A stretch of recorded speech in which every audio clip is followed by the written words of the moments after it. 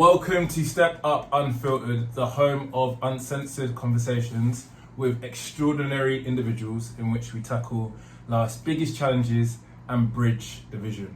And boy, have we got a lot of challenges to get through today with all the riots and whatnot.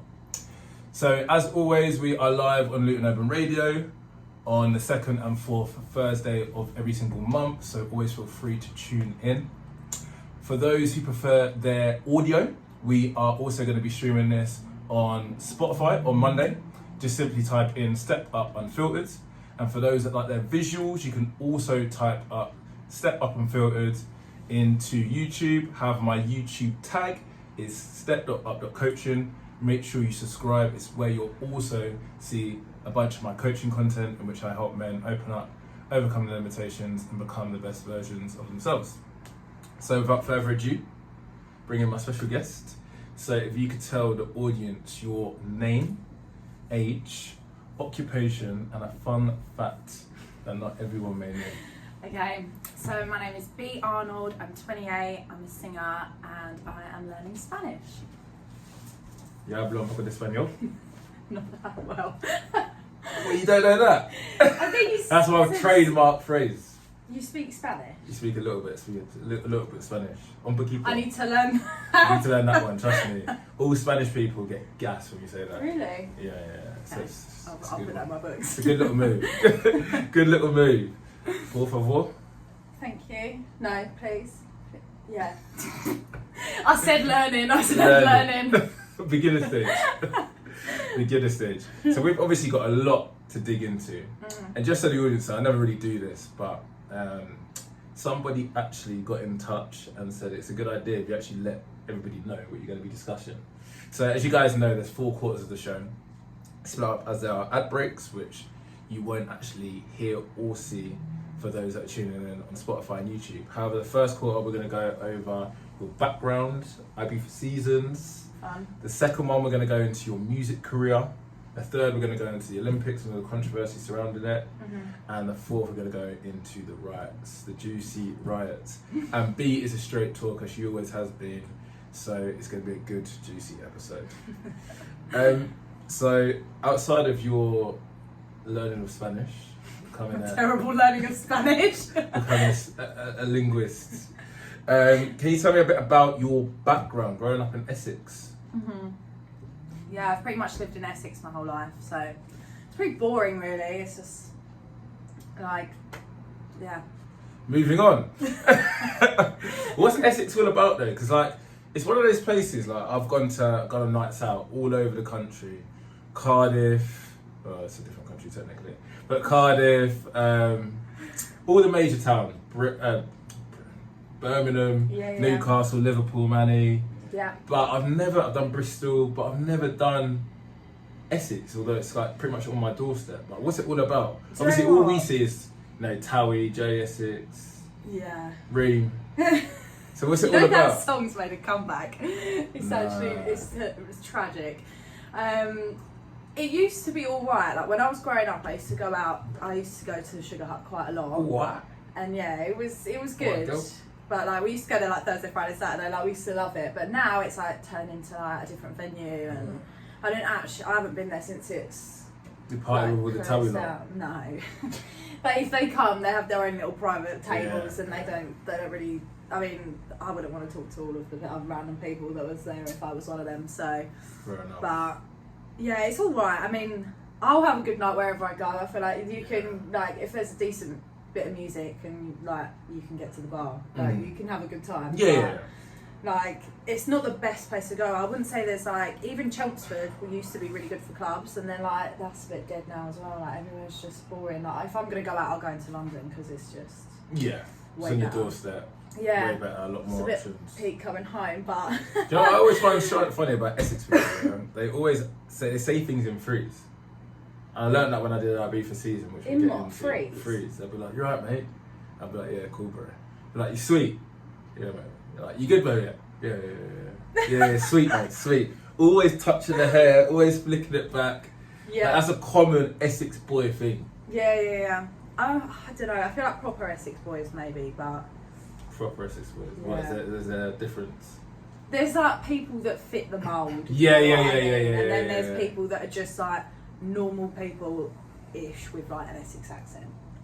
Would you put yourself in the second category? I would like to think You that definitely was got the normal. Essex accent. I'm normal. I fit, don't fit the mould, but I've got the accent. You're really close with your dad and your sisters. Mm-hmm. So yeah, tell me more about that relationship. I don't know.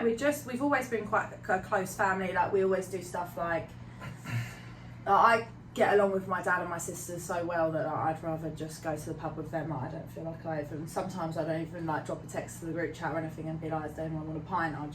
We'll just go after work, and like me and my sister and my dad work together, so we just. Yeah, So you're always around each other. Yeah, it's quite intense. Does it not ever get annoying? Oh yeah, like we'll like argue. People have seen us argue before, like especially my closest sister, my like middle sister, closest in age.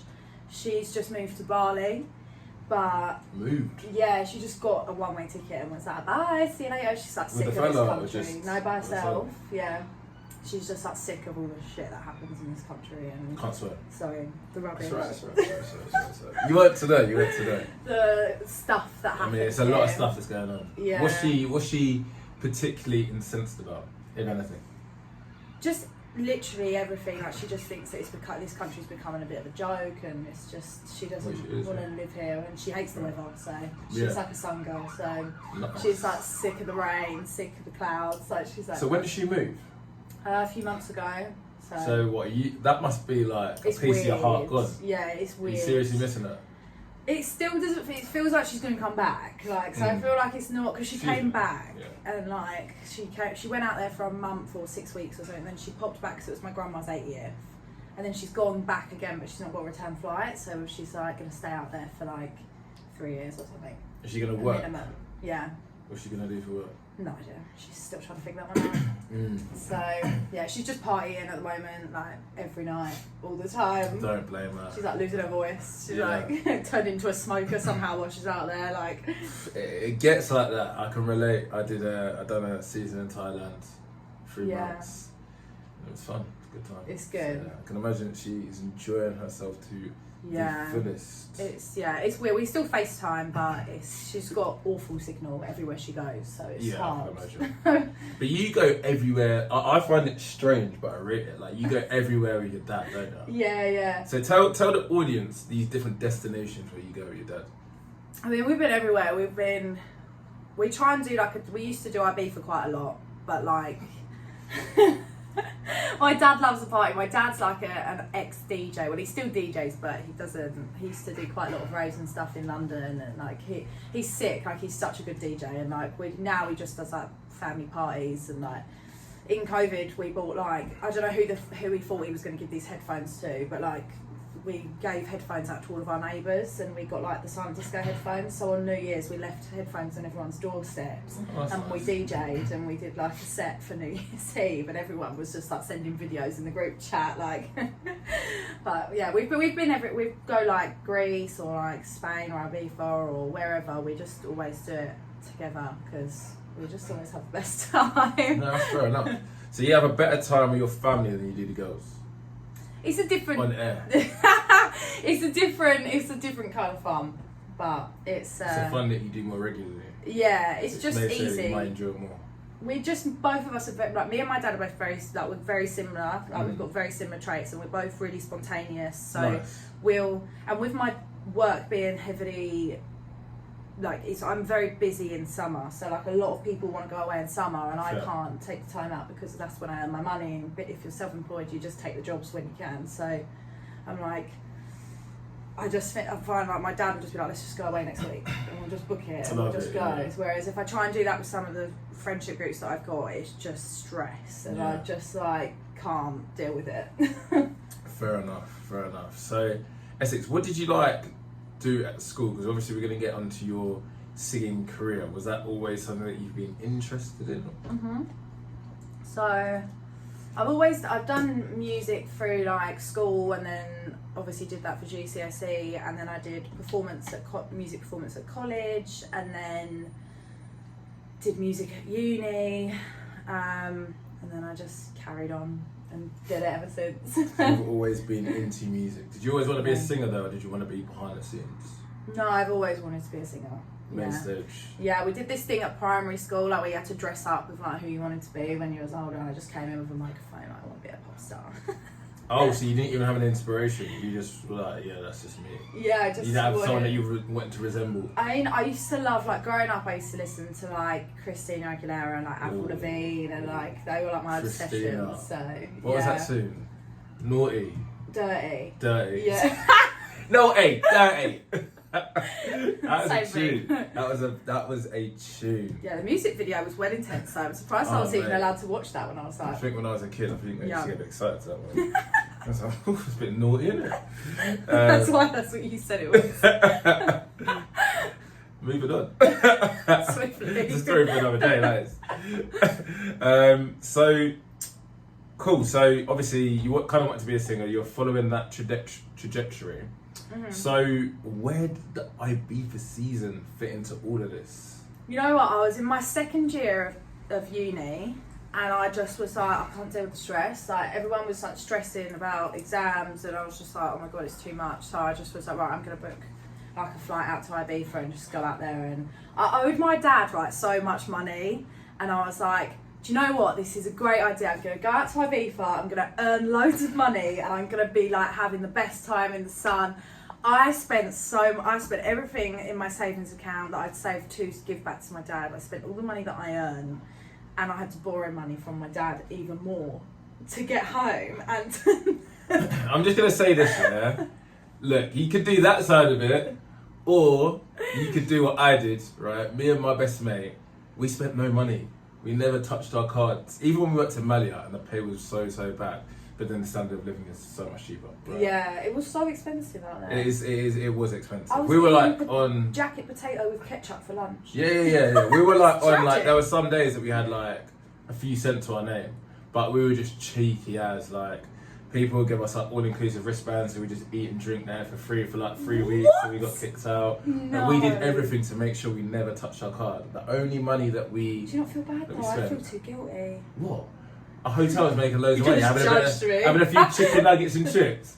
Nah, definitely not, or a few drinks. And everyone was like, I mean, there was one story that, it's all about you anyway. But like, we had to do a runner from our hotel. But all the rest were like, oh boys, you boys are cheeky boys, naughty boys. Really? Don't do it again. Yeah. Everyone was sound. No one was like, oh my gosh, you've gone and had a few chicken nuggets. You know what I mean? Like, Yeah. it's light. But you can get away with doing it. And then if you work hard, so when we met each other and I was doing a ticket selling job, Yeah. we worked hard and you can make seriously good money doing tickets. But that's I when it was feel all like that passion was and easier for a boy though. no way. Because do you remember when you did a season, the best ticket seller was a girl. They may get, the Really? majority were blokes, but the number one, do you remember Ashley? Northern Irish girl, she used to kill it, like reek Really? money. Maybe The amount of money maybe she used I to make in wasn't a that good. season. The amount of money that she used to... Did you do 2015 or 16? You were 16 maybe. I can't remember. Or 17. 12, 13, 16 I think. 16, yeah, Ashton was there. Red hair, Northern Irish. Boys, get on! Because she used to be so like good or make the most amount of money, she used to have like a centre spot right outside the kiosk. Oh, maybe. And she used to like get annoyed if anyone stepped into her territory. Yeah, There's always I think arguments. I remember, yeah. She used to get mad if people were pinching their customers, but she was a machine. Yeah. But I know what you mean. Like it is long, but it's just flirt with people on the beach, isn't it? Yeah, I feel like I was just constantly hungover though on like 1 Fair. hour's sleep. Yeah. And like, I feel like maybe if I'd split up my going out, because I think I stayed in for the whole time I was out there. I think I stayed in like 2 nights, and I went out every single night and I was like hammered the whole time. And then like then getting up and being there for 11 and ready to go for like the whole day, I was like, oh my god, I'm gonna die. See, I'll back you on that. So like the first 2 seasons I did were in Malia, and they're all like nighttime jobs. Yeah. And yeah, like the first one we had was like with Shop Boys, and that was just terrible. I mean, you used to always like spill the bottles. But then we got one that was just like €30 a night, and you just had to get people in. Mm-hmm. And that was what we did for like the first 2 years, which was just easy. So you can go out every night, but you don't have to. You're not judged on your performance. Yeah, It's not yeah, commission based. So then when we got to Ibiza, and then we started doing tickets, I had 1 night job, and the second year, which was my 4th season, we did tickets. So I'd already done a few where I was going out all the time. So I was a bit more chilled, but your first one, you're always going to go crazy, aren't you? Yeah. I went So, mental. How did you find it though? What were your actual honest thoughts on an Ibiza season? Do you know what? I thought it was really good. I thought it was such good fun. There were so many people that were just like, everyone was there for a good time. It was exactly what I needed at that point in my life, and just like, I just wanted to enjoy myself and go out and meet new people and have a laugh and like listen to good music, and it was really good. And then every time I've been back, I feel like this, especially like the Strip and obviously where we used to work, is completely shut down. Like it looks ghostly. Like it's just weird. Tell the people how crazy and quality the kiosks used to be.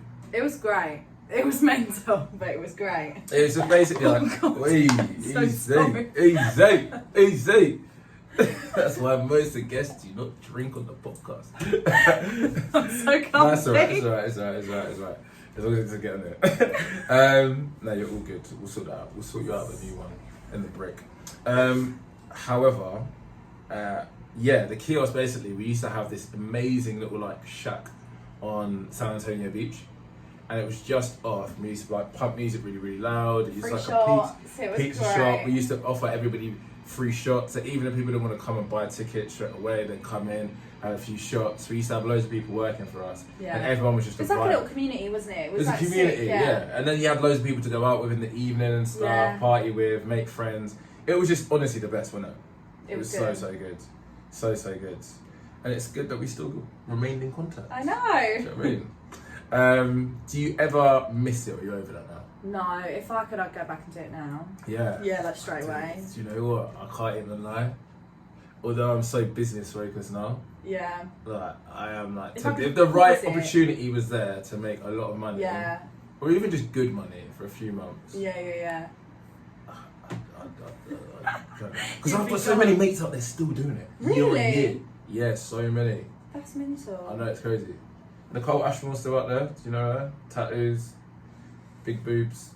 Probably with my face, but I'm not very big good lips, names. black hair, tanned. Yeah. Even though like half the people are not neither. Facts. Do you know that's when I realised how like popular filler and fake surgery was? Really? My Ibiza seasons, like the first one, like it was just starting to get in the scene. Second one, it was like one in every group had it. By the third and fourth, like majority of girls in Ibiza all had like implants or. It's like just catched on though, hasn't it? Like people just get it all the time. And this is what I'm talking when I was like between 20 and 24, now 30, and now it's even just crazier. Yeah, it is. I feel like because as well, like now you've got like actual established businesses doing it. People can trust in the business. Whereas a lot of people would be like scared to go to like a random person. And be but then people would if they want the cheap. Yeah. Because they can get it done cheap now. Some of my friends still get like real cheap stuff, and I'm just like. Have any of them been botched? Not. I mean, one of my friends loves her lips like insanely big, and I just like. I think she's just gonna pop in a minute. Like, but what? Yeah. So as someone said, feel like what's the purpose of getting like the lips so big? I mean, I wouldn't get my lips like massive, but I just think like I don't particularly like wearing makeup every day. Like I'll put it on like every now and again, maybe like once a week, or if I'm doing content, I'll obviously do my makeup. Yeah. I remember even Ibiza. Yeah, I just hate it, especially in the heat. I'm just like, no, like I don't mind shoving eyelashes on, and like I got my eyebrows microbladed, so I didn't have to do those. And then like with the lips, it just like enhances something that you would have to do for makeup, so you don't really need to do it. And then you can just rock the natural look, and you feel more confident in yourself because you're like sorting out something that you don't necessarily like about your body, if that makes sense. Okay. Good little way to explain it. But the massive look, like the girls that get a massive look, surely like, I mean this is Step Up Unfiltered. Surely like that's just like to purely sexualize yourself. Like if it's like huge. I mean, because you know what is going on through somebody's head when they see that. Like let's just be honest. Let's cut the crap. I don't know, because I don't want. No, I know. No, yours aren't like that. I'm saying massive, as you just explained. But if someone wants it, I'm like each their own. Like if that's what you want to. But I feel like some people get addicted to their lips being. So one of my friends, she like thinks her lips look small when they still look massive. But like she'll be like, I need to get more filler because my lips have gone down, and I'm like, they have gone down from the essential, because the problem with thing, like when you get your lips done, they swell, so like you like the look of it when they're swollen. So I have it as well, like when I get my lips done, I'm like, oh my god, they look so good for the first week, and then the swelling goes down and you're like, oh, I want them bigger again. Can you lips for like the first like day? Not when I first got my lips done, I couldn't even. I was like freaking out this. It was really hard. I couldn't move my mouth. Out of work, out of business. Yeah, it was tragic. And now, like, I'll go to a gig after and sing. Like, is it? Yeah, it doesn't even affect me. Well, I'm like, really? Touch wood. Like, next time I'm going to be in the same position again. I won't be able to talk, but I'm hoping that it'll be the same. But every time I've got them done since the first time, it's just been normal after like 10 minutes. Nice. The world of cosmetics, guys. How did Ibiza Seasons shape you personally and professionally?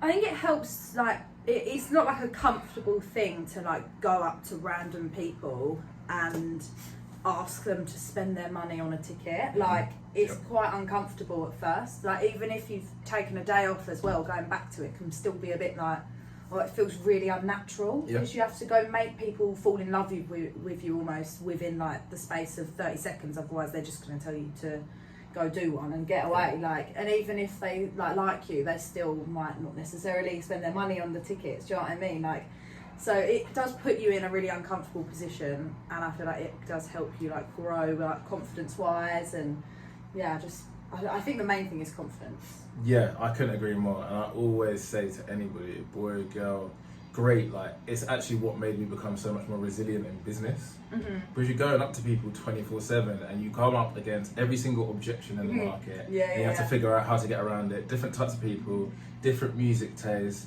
people that are hungover, drugged up on the night before, and you've got to find a way to make the conversation work. And when you get good at it, you don't find that you're getting pied, because you're just going off how they're feeling. Like, you can tell they don't really want to be bothered. You can sit there and have a laugh about something just outside of service, and they'll probably come up to you a bit later like, oh, really enjoyed our chat. Someone that's bang on it, boys, get to the flipping bar, shots. But it's so funny because I think like the boys would always think it's easy for the girls, because we know how easy it is and how thirsty guys are. Yeah, but just because guys are thirsty, that does not mean they're going to buy a ticket. They just want your number. Like, that's what I found. Like, they're like, I'll give me your number, I'll get a ticket later. And then you give the number and they're like, oh yeah, do you want to come back to mine? And you come in DC 10. Yeah. Where'd you get your ticket? Like, it's like, it's not as easy as what I think guys think it is for girls. Like, you can't, I don't know. I didn't find that anyway. No, that's good. See, I did think that, but I hear what you're saying. Yeah, because guys are just trying their luck and get the number, and then they're like, oh, I got the number. Do you know what I mean? So why don't I need to buy a ticket? 100%. Did you have any love interests in like Ibiza? Not really. I was just out there to have a good time. So, and I know I feel like everyone out there was just far too chaotic to fall in love with. Yeah, true. I wasn't out there for the longest time as well, so I don't know. How long did you do again? I can't even remember. That was a few months, I think. A few months, yeah. It wasn't like crazy. Yeah, cool. And just before we got 3 minutes to the break, however, we will dive into the music career because we've got so much to get through anyway. What was your inspiration, or what is your inspiration for music? I don't know. I just feel like it's like sometimes like it's just, it would be weird if I didn't do music. Like, I feel like everything inspires me musically. Like, life just inspires me because I feel like that's how I process and deal with things. I just write songs about stuff. Like, even sometimes it's fun to just watch a film and then think about how that person felt and then write a song about how you think that is from their perspective. But it's just fun, and I think it's just as different people have different ways of like having their outlet, don't they? And I think if you're like a creative person, that's just the way that I express myself, I guess. Yeah. And I had a rapper on it, he said something quite similar. So how he expresses himself and things that he didn't even thought, because he didn't even think of saying out loud because he's quite introverted in some aspects. Will come out in the music. So from what age have you been, creating your own rhymes and songs? I mean, I wrote terrible songs when I was in school, but like, as you do. Yeah, I literally used to have like a little box of notes with all these songs on. I found it one time. I was like, oh my god, this is true. I was like gagging at myself. I was like, this is so gross. Like, they were terrible. But I've been writing stuff for like, I've been writing lyrics for ages, and then I learned guitar when I was like in year 8, I think, Oh, and wow. then just started writing songs on guitar and stuff like. Then obviously doing both together and.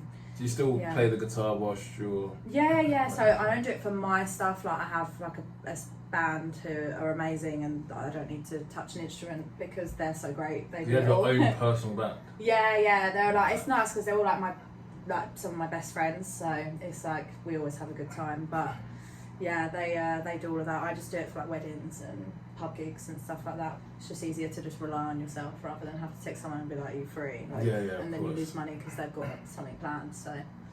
And how like impactful on your set is having a band? Got 15 seconds left.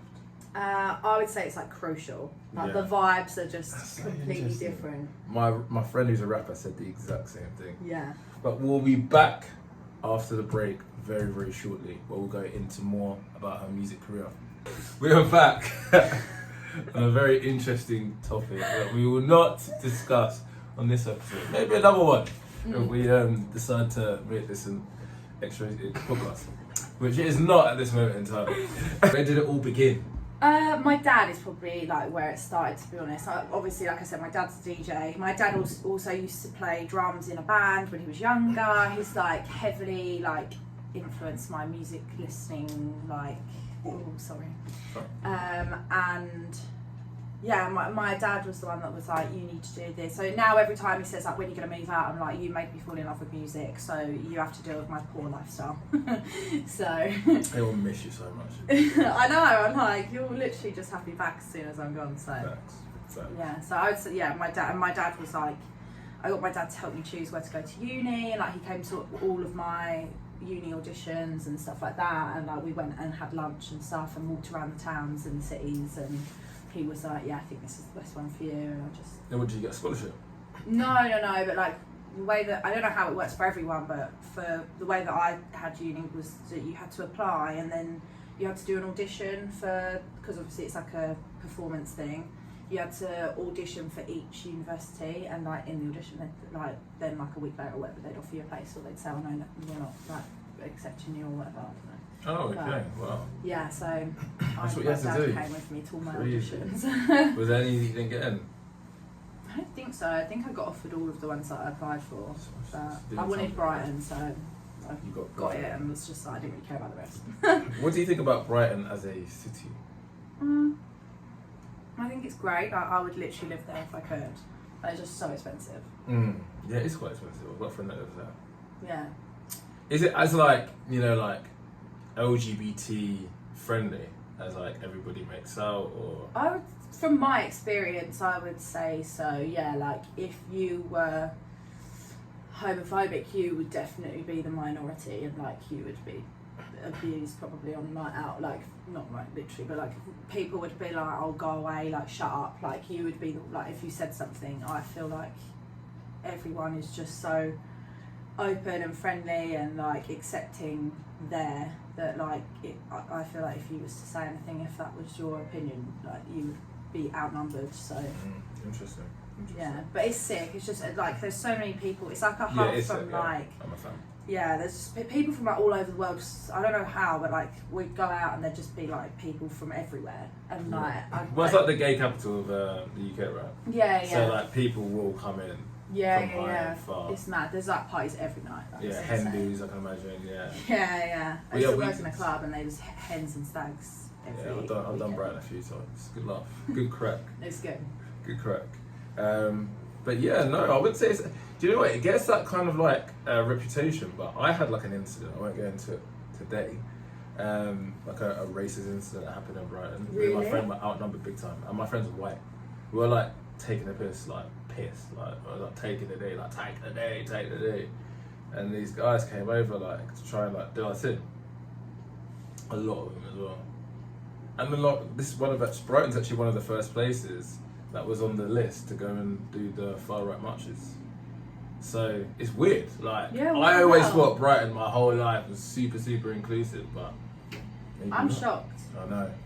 I do Maybe feel just like a few rotten though, eggs, but was it on the weekend? That yeah, was Saturday. Yeah, so I feel like a lot of people on a, like weeknights. If you go out from like Sunday night to Thursday night, it's like everyone's like nice. Like there's not normally many problems, but you do get a lot of people coming down for like the hens and the stags, and then they're rowdy and they bring their like friends that they wouldn't necessarily probably bring because they're like related and you have to bring them because, do you know what I mean? And people, there are a lot more issues on a Friday night and a Saturday night than there are for any other. But I haven't obviously lived there in a long time, but that's how it was when I was there. Like you wouldn't really get any problems on a weekday. You just get the students that were too drunk being taken to hospital. But other than that, it's pretty chill. But on the weekends you do get like mainly a lot of Londoners coming down and like they want to just like prove that they've got the most money and they're the baddest of the baddest, and like it can be a little bit. Baddest in Brighton. It's crazy. That is crazy. So it can, I've had a few incidents. I used to work in like as a shop girl and a VIP hostess and stuff like that, and I had a few. Wait, shush. Yeah. My boy as well, like, I guess his soon-to-be wife, fiance, used to work in Shush. Really? Yeah, we went up there on New Year's one time. That's mad. Yeah, I think they've redone it all and stuff since I've been down there last part. I don't know. I used to work in Prism and Shush and Coalition, and I used to work in all of them. I just party gal, party gal. So when did you start taking music seriously?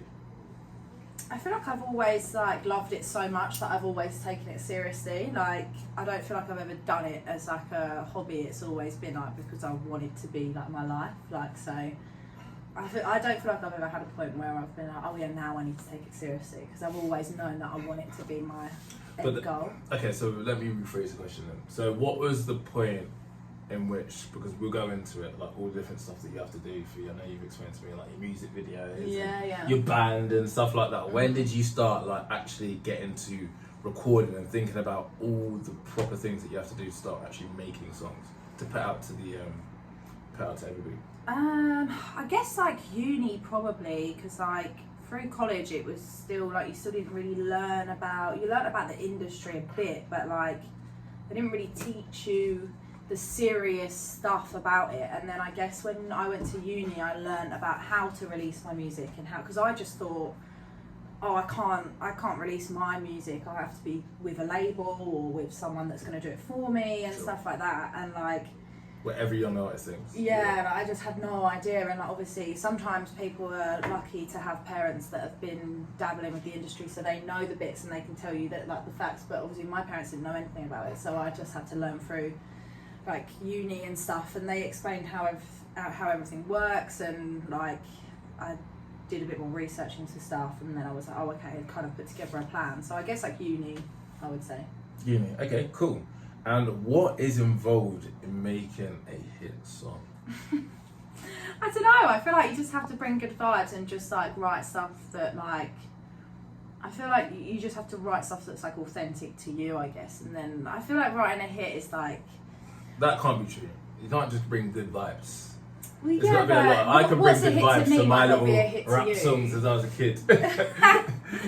There's a lot more to making a hit song. Tell me everything. So break down the process on potentially going out and finding a feature or a band, a music video, get your songs. But tell upcoming singers what they need to know to create a song, to get it out to the masses. I mean, so the process I guess that I would do is like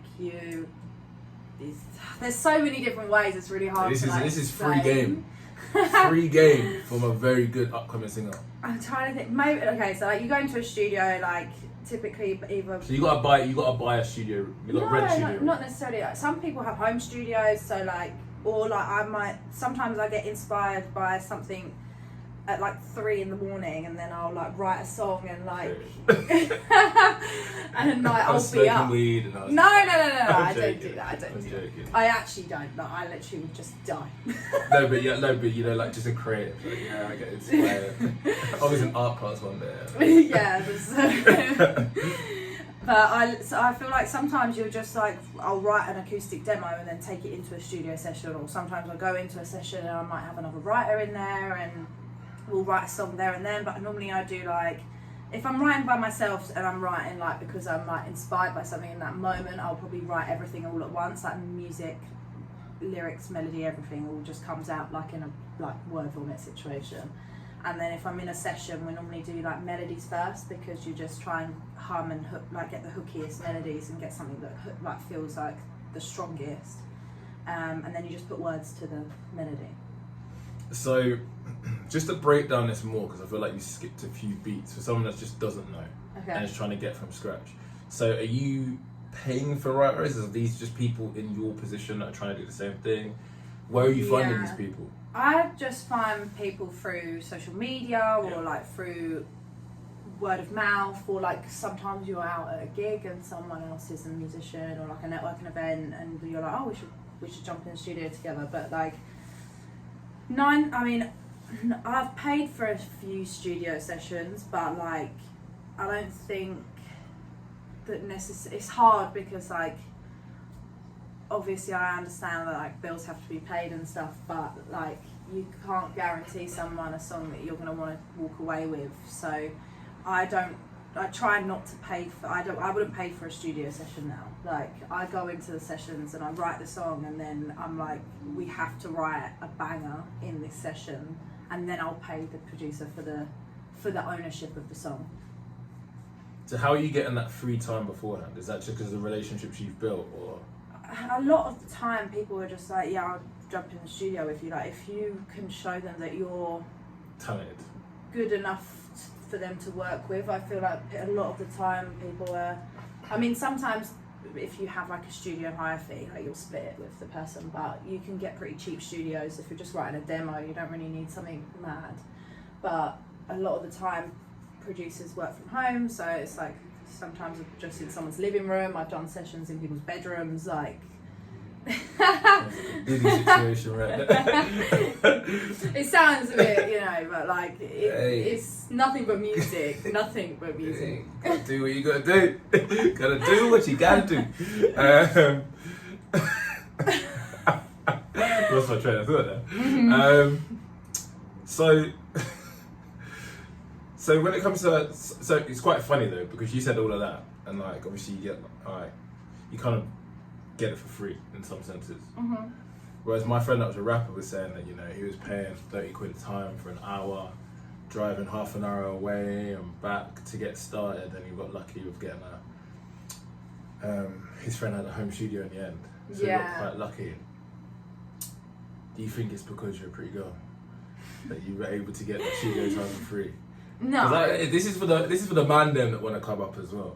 No, I don't want to be saying, guys, you can be getting free studios, and I'm not getting any free studios. I think I know friends, like the producers that I work with both. I think if you work with producers that are trusting in their craft, they believe that what they're going to write and create with you is going to be something that you're going to purchase, then they're going to make the money, so they'll get you in the studio. Cool. And they'll be like, yeah, let's write a banger, let's go in there and let's like write to, like sometimes I'll do like really long sessions, and we'll like start at 12 and we'll finish at 3 in the morning. Like we'll like stay in there for like a really long time. We'll do like 2 or 3 songs. Is that like over half a day? Yeah, like 12 in like noon or like 11 in the morning, and then we'll stay and we'll obviously go out and grab coffee and drinks or whatever and food, but then we'll stay in the studio and we'll just keep writing and do like 2 or 3 songs. And like obviously sometimes kind of the music industry kind of gets tarnished because like rappers and stuff have been like, yeah, I need to have girls in the studio to like obviously like make my hits, or some people like need to be drugged up, perked up, I think weeds. I don't know. How much is that thing? Not just from your own personal experience, let's just go for other people. I know people, I've been to sessions where they've just got like bowls of like Hennessy and joints on the go, and like, I mean personally that's not how I work, because I feel like, I don't know, it just all gets a bit foggy and that's why you went the rock route instead of the rap. I get it. With a man over there with Hennessy bottles. But like, I think it is kind of like genre. I don't know. I think the genre affects it, because there are certain images and certain vibes that aren't just like stereotypical. But like, I don't know. I feel like what's the rap vibe?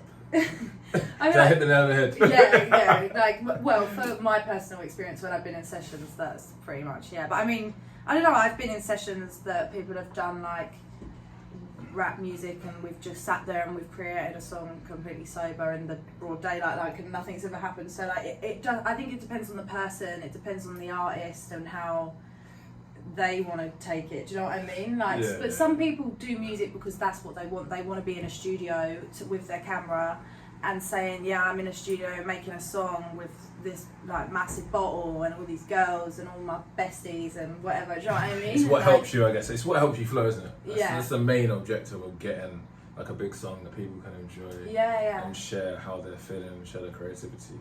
So I get it. So how did you amass your following? Because you ended up, you know, being from Ibiza worker, now you've got 15,000 followers. What impact has that had in your career? I don't know, you know. You should be like a mini influencer, wouldn't you? Over 10,000. I wouldn't call myself. It's to be quite humble though. You're a down to earth girl. I just want to do music. I don't feel like any of the other stuff I really care about. Like I just want to be. My main goal is I don't care about being famous. I don't care about being whatever. I just want to be able to live off of, because I work like 5 jobs and it's just tiring. I just want to do music, and I just, as much as I love some of the jobs that I do, I just want to do music and concentrate on music and not have to work 7 days a week and like be able to do other like stuff in my downtime, because I feel like when you're trying to earn money, when the music isn't making you money, you have to earn the money, and then in your downtime you're working music jobs, so it's like knackering. I can relate. That's what I'm finding now. Like, yeah, it's after hard. I finish my full-time job, I'm doing either coaching, or I'm doing stuff for the podcast, or I'm editing the podcast, or I'm finding a way to grow the coaching service, and I've just taken on so many responsibilities. Yeah, you have to wear so many different hats. Like when I do my diary, I can't look at it from my perspective. I have to be a planner, and like I have to look at it like I'm my PA or something, and I'm like, right, how much time do I need to do this? And then I look at it and I'm like, oh my god. Literally, just fingers in every bite. It's mental. Bare bites and That is a tragic image. So I always forget, every single time when I come back joke, I always lose my train of thought, you know. So has it like had an impact on your career at all? Because I know that you have to do your socials, and I 100% believe you, knowing you, that you're not asked about any of the famous stuff, you're just you. But obviously you do have to do a lot of socials and it is a lot. It's boring, I find, because like I don't mind the like interacting with people, because I love speaking to like the people that listen to my music and love what I'm doing. Like I love chatting to them because they're also lovely as well, and like they're great. But trying to work out what, it's more like you're trying to trick the algorithms, and it takes away from the actual music, and I'm like, this isn't what I want to do. Like I don't want to try and work out what's going to get me like almost like a viral video. Like I don't care about having a viral video, but obviously if you get a viral video then your music gets like, it does all kind of come into like, it all connects, but it's just well long. You might need to give me some tricks about the algorithm, because I don't really know none of that. I'm learning on the job, and yeah, like you, my main focus is just putting out good content. So yeah, no, I can completely get where you're coming from. You mentioned other jobs. We'll do a quick detour. So what other jobs do you do? Tell the people. Oh god. Okay, so I do like social media and marketing for a few companies. And then. So you're good about that's how you know about the algorithms. Yeah. Like nice. I'm not amazing at it by any means, but like I kind of understand the like sites and stuff and the apps and whatever, but so I do that, and then I do singing lessons. I teach kids and a few adults. I do dog sitting, dog walking, like have you ever been bitten by a dog? Yes. Someone Did left not me. Put you off? Do you know what? Most dogs that I look after are fine, but this woman just was chaos. Like she was chaotic. Her house was chaotic. There was like, it was really uncleanly. Like it was intense. But it was her wedding night, so I felt like it was 2 days. So normally I see my clients as soon as they make the booking. I go over and I say like, look, let's just meet so your dog is happy. Just to make sure your dog's happy with me and you're happy with me, because I'm going to be living in your house like with your like babies essentially. So I always go over straight away, but because it was like a friend of a friend, I like trusted that my friend knew that this was like a nice person and they were like a normal family. And I went round 2 days before the stay, and these dogs were like mental, and I was, oh my god, this is like, the house stunk of poo because the dogs were just feral, and I was just like, this is. How many were there? I was 2. One of them was not too bad, but there was one, this tiny little thing, and it could jump up to my face. It was like. What type of dog was it? It was a rescue, so I don't actually know. I didn't really ask too many questions. I was just like, right, let's get this over and done with. So you actually have to sleep at the house as well? Yeah. How do you find that? Most houses, I get to basically get paid to stay in like mansions, like really nice houses, and it's like insane. Like some of them are like. It's right being you, innit? I know, honestly, it's great. And like the one that I just stayed at recently, they had a hot tub, like it's so good. So like, and some of them are like, yeah, just have people over, like it's fine. Like, What? and I think they trust me enough to. I'm not gonna. I mean, I would never have. They let you have like a lad over? Well, I don't know. Probably. Let's say have people over. It's either going to be the girls or. Yeah, but. That's crazy.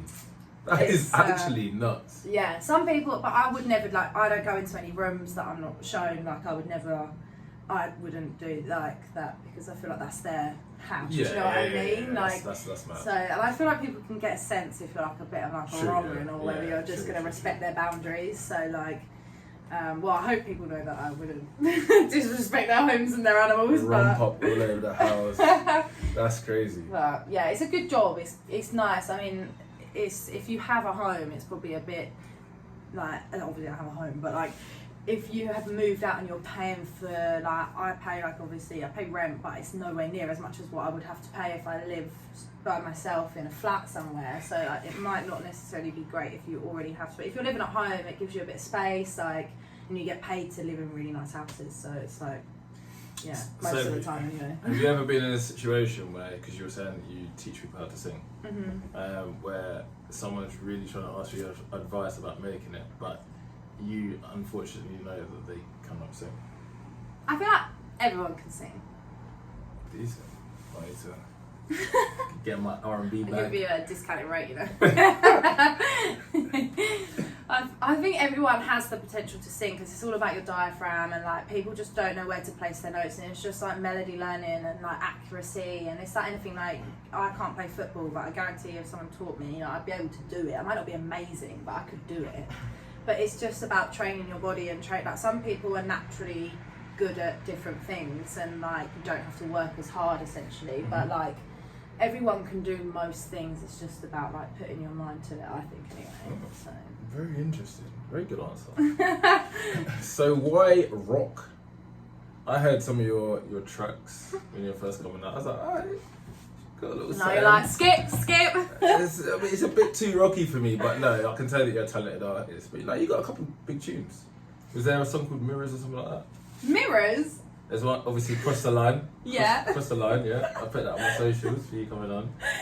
No, Side not Effects. Side Effects, That's yeah. the one. There's Why Side say Effects. Mirrors? I was Mirrors. like, have you think Side you've got Effects. someone Side else on? Effects. No. Side Effects. Don't know how Mirrors came into it. No. But yeah, Side Effects. Two songs I got Yeah. downloaded on my Spotify. Oh, See? thanks. You're making me blush. Yeah, exactly. There you go. Yeah, no, I feel like I don't know. Supporting. I used to be back like when I was like a lot younger. I used to listen to like rock and metal, and like I used to have a very heavy music taste. And then I think when I was at like college and going into uni, I thought, right, if I want to make this work, I need to go with like the popularity side of it, and then I've got more of a chance. So Yeah. I like changed my music and my vibe and just changed everything to kind of fit. And I've always liked pop music. It's not like I completely did something that I hated. I enjoyed it. I enjoy still listening to pop music, but I think, I don't know, I just tried really hard to like just do what other people wanted to hear, or what I thought other people wanted to hear. And I feel like now I'm just doing what I enjoy listening to. Just doing me. Now I've got my Don't little make me following, cringe, I'm just don't make me doing cringe. I'm doing me. But yeah, I feel like it's a bit more my taste, I guess you could say. So what, you're listening to metal, what? Just driving down the road or Yeah, chilling? man. Why? Because it's good. There's good in every genre, I think. Like, I could listen to like rap music or like pop music or like R&B or metal or rock or like jazz. Do you like everything? Generally? Yeah, like I go to a jazz festival with my dad and my sisters like every year. Like we literally listen. I couldn't listen to anything. I think there's good music is good music. It doesn't really matter what genre it is. If it's good, you like. What do your sisters like? My sisters are more like jazz, soul, Afro beats, like. Big up your sisters. You have to introduce you to your sisters, you know. Well, Millie's in Bali, so maybe not Millie. Hey, I'm about to join her. Do you know what? That's one place on my list. Is it? It's good. good. I did Thailand twice, but I haven't done Bali. Yeah.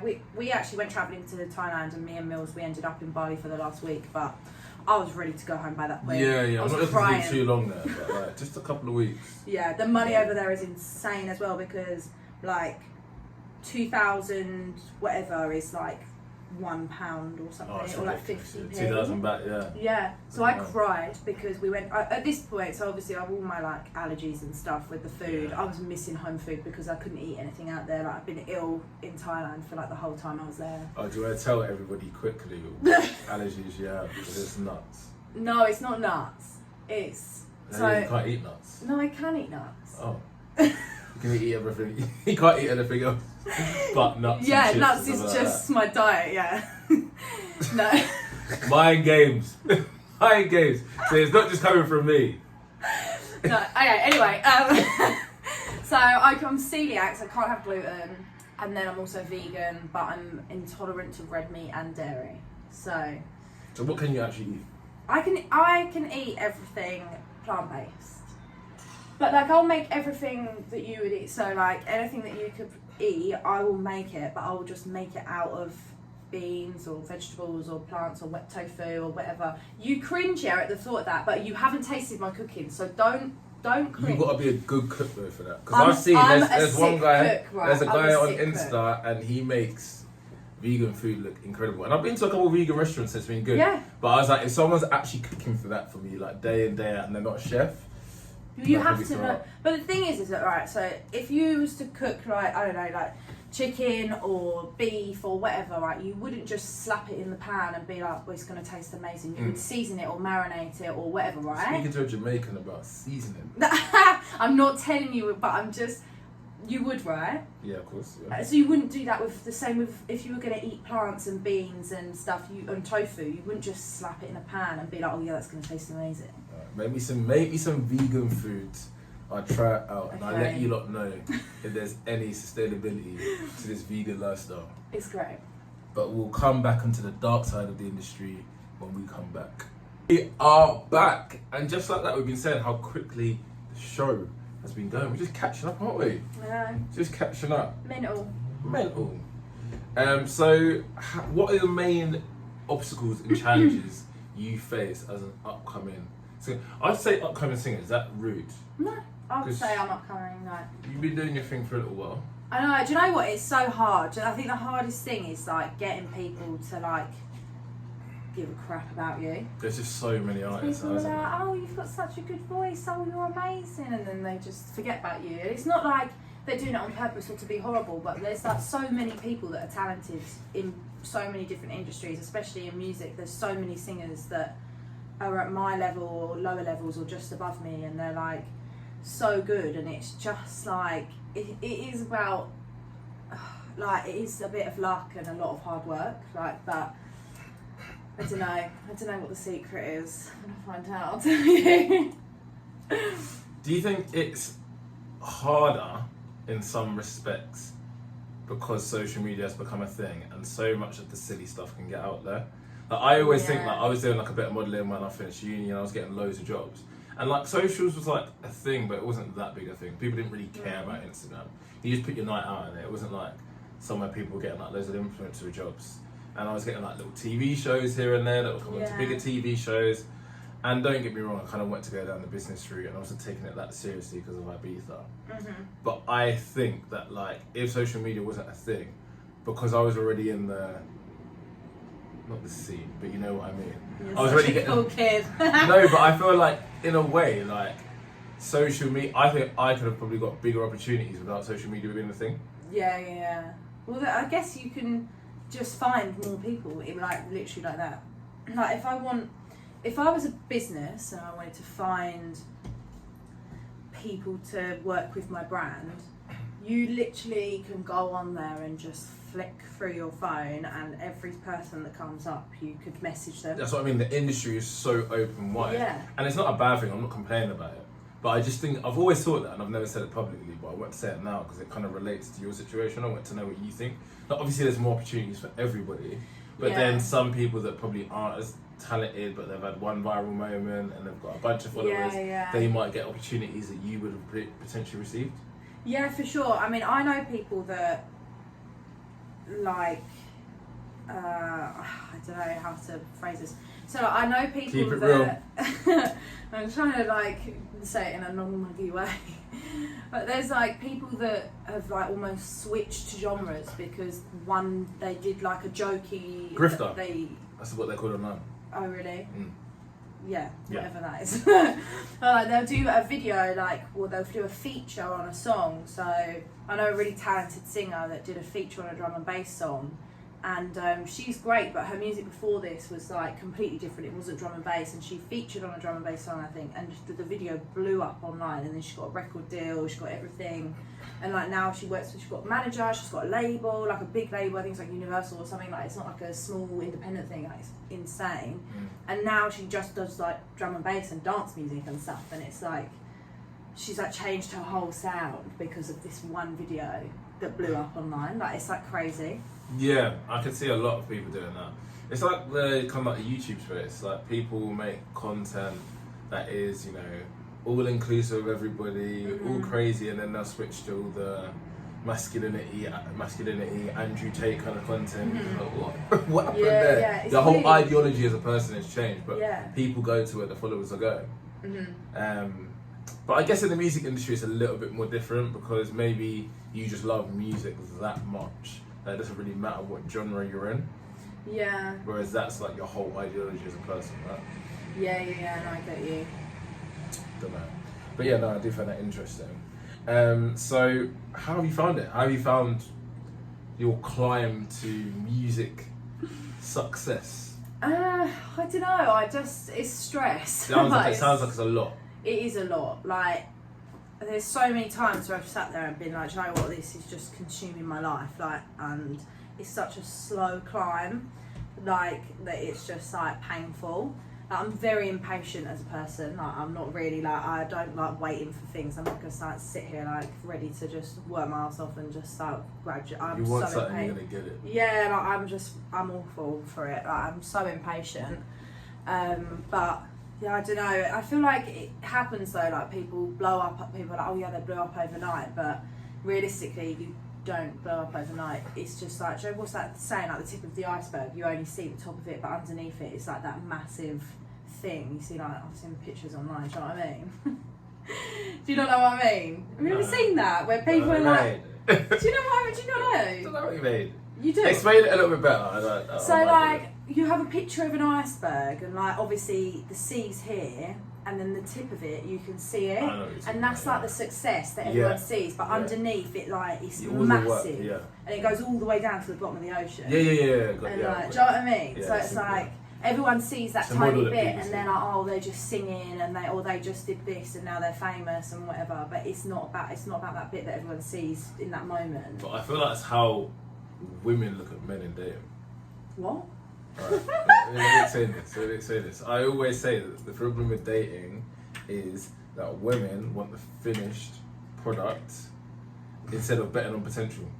No, it's true. No, a girl want a guy that has all of his S word in order, fully put together, you know, confident, looks after himself, has a good job, has money. So a lot of girls is what they want. But they don't actually bet on potential a lot of the times. If like someone's like on their way up, they want somebody that's already put together. I don't know. I feel like it depends on the person, because I feel like if you can see, like to me, like someone that's like putting in the effort, whether they're there or they're not, like that's the attractive thing, like not like that they're already there. Because I'm like, oh, that's great, but like, I don't know, I feel like people almost sometimes get lazy when they're at that point anyway, No, so 100%. it could like go the Maybe complete opposite way. Maybe it's because you understand the grind as a musician, Maybe. as an artist, or maybe you're just so down to earth. But I do see that trend in dating a lot. Yeah, maybe. I don't know. I feel like money's not really like a thing. I don't really care about money and stuff, like personally. Like as long as someone's like ambitious and spontaneous and like just positive in general, I feel like they're the main things that I feel like I would look for if I wanted to like date someone. Like, So if somebody earned minimum wage, they could go out with you. yeah, I don't care. Like, I'll pay for my own stuff. I don't need someone to pay for me. Like, do you know what I mean? Like, I don't want someone to waste their money on me. Like, What happens if somebody earned like no money? well, then they're not ambitious. So.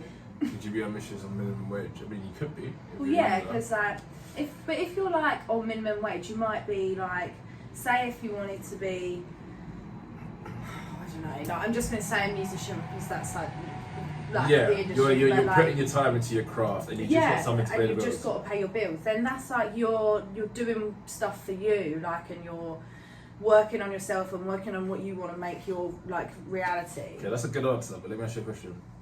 So, be honest, right? Yeah. Be.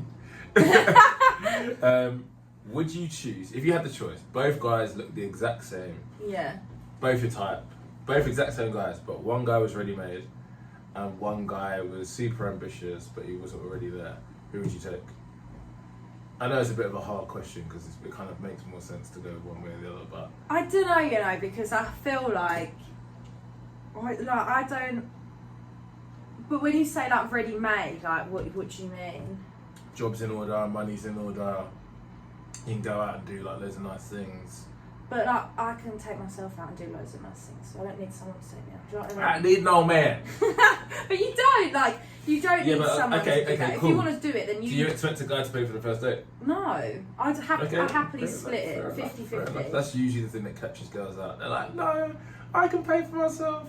And then it comes to the first date, like, no, guys got to pay for the first date. No, I don't believe in any of that stuff. I think it should be equal. Like, I think back in the day, like, well, I know there is still, like, some jobs and some companies that I think there is a gender pay gap or stuff. I don't know. Is there not? Because no, I because feel there's like affirmative action where you literally will get a job for being a woman. It's completely flipped around now. Well, I don't know. I don't know. One thing I will give you, but and as an ethnic minority as well, or a woman, I think it's probably harder to sometimes become the CEO of a company because that's not based on merit. That's based on that's a popularity contest, and people are usually going to favour somebody who looks like them.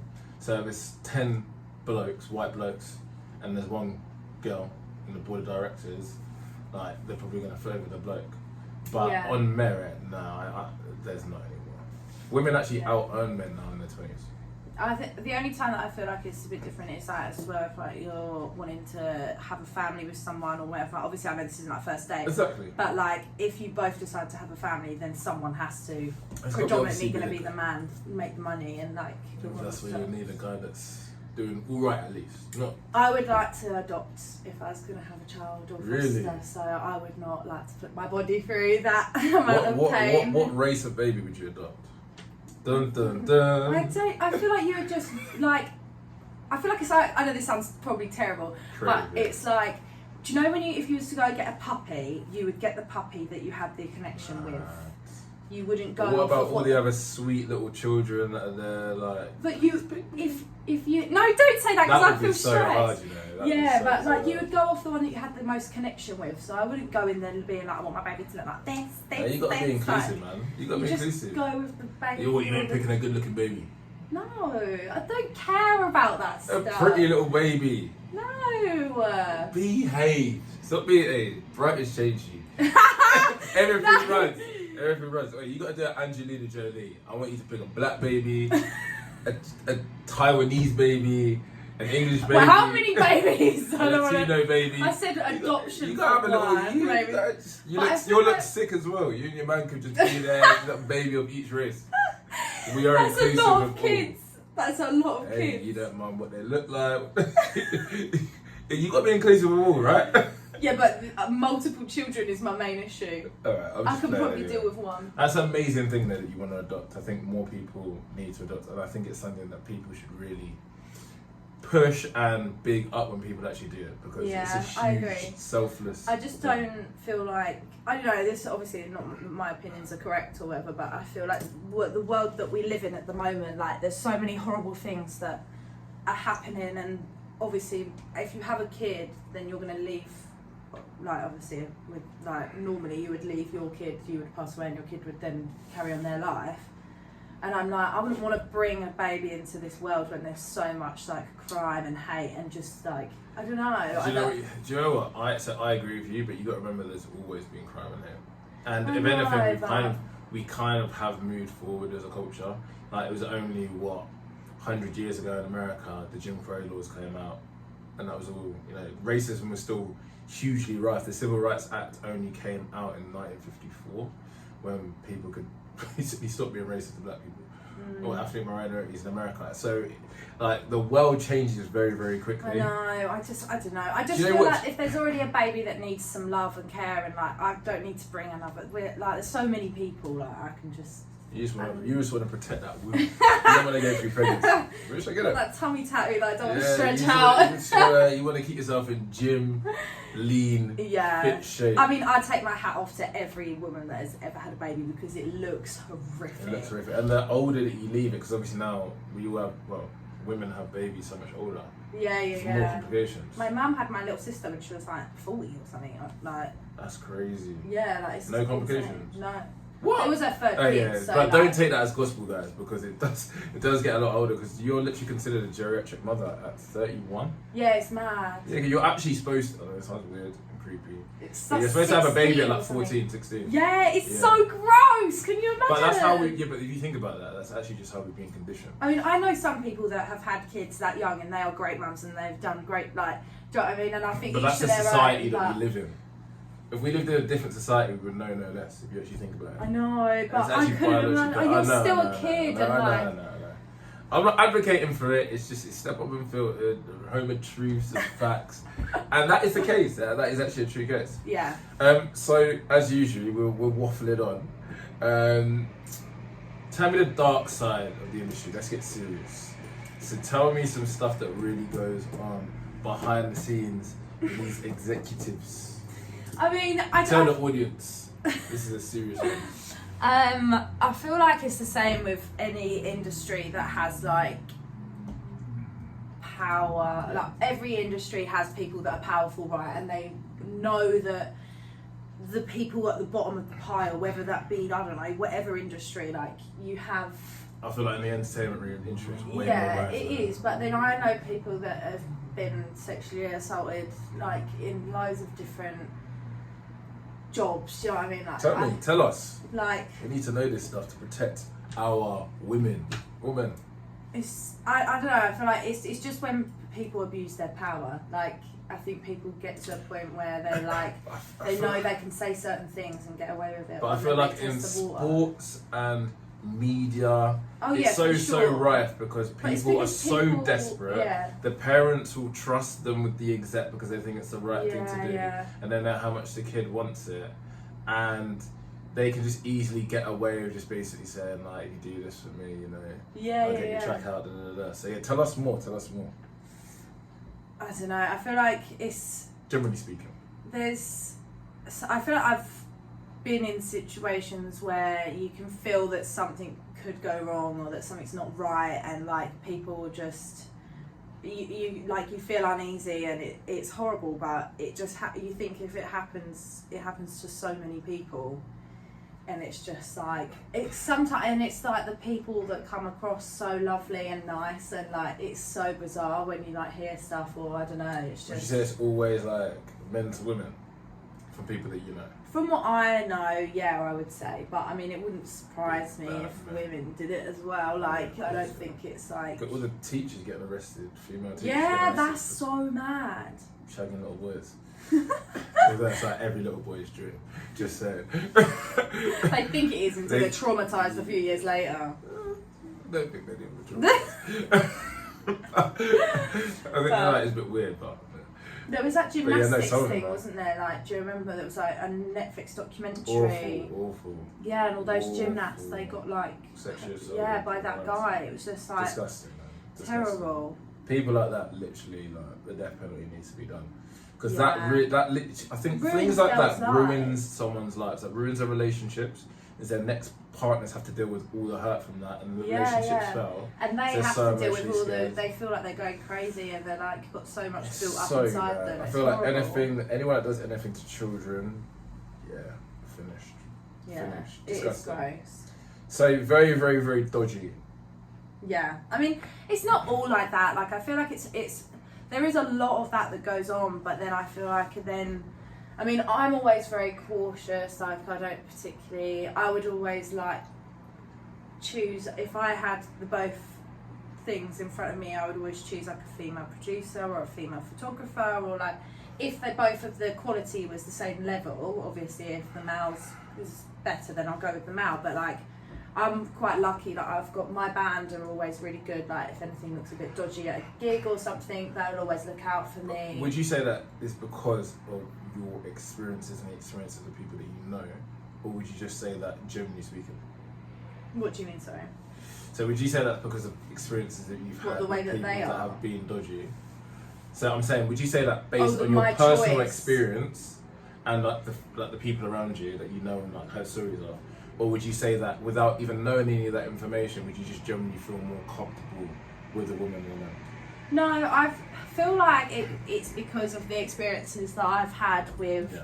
Like, you can just tell, like, sometimes, like, even with like photo shoots and stuff. Like, I've had Bad. photo shoots with, like, my sister wants to be a model, and like, she's stunning, and it just stresses me out She because is. she's so Got to fix this beautiful.